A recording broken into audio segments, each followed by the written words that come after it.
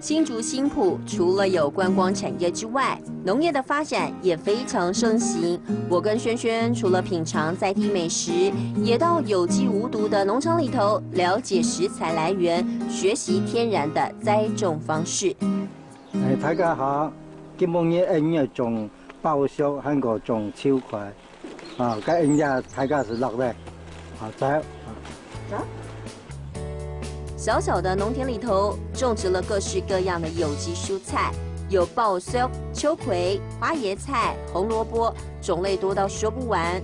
我跟萱萱今天要当一日小农夫，跟小朋友共下种报粟。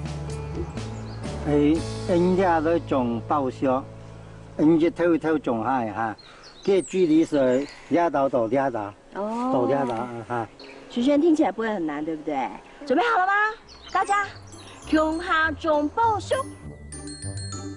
妈妈，我家很远。哇，这么厉害！种报粟其实很有学问哦，要抓准苗跟苗之间的距离。放下幼苗之后，要记得把土壤压得很扎实，因为老板说新竹的风比较大，如果没有压得扎实的话，小小的幼苗很容易东倒西歪。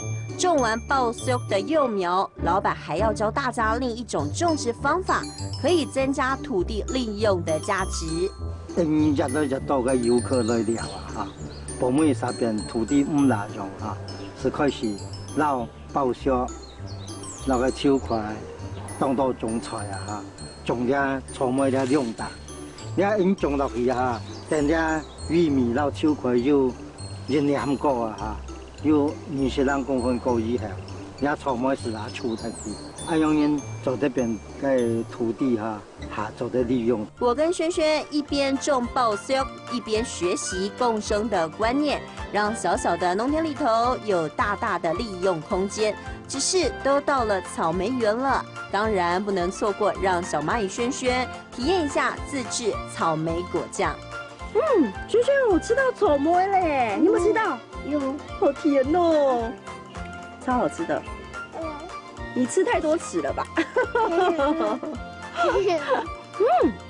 好香哦。刚刚我有帮菜园浇水。那你还记得我们有跟哥哥姐姐一起种什么吗？共下种报粟。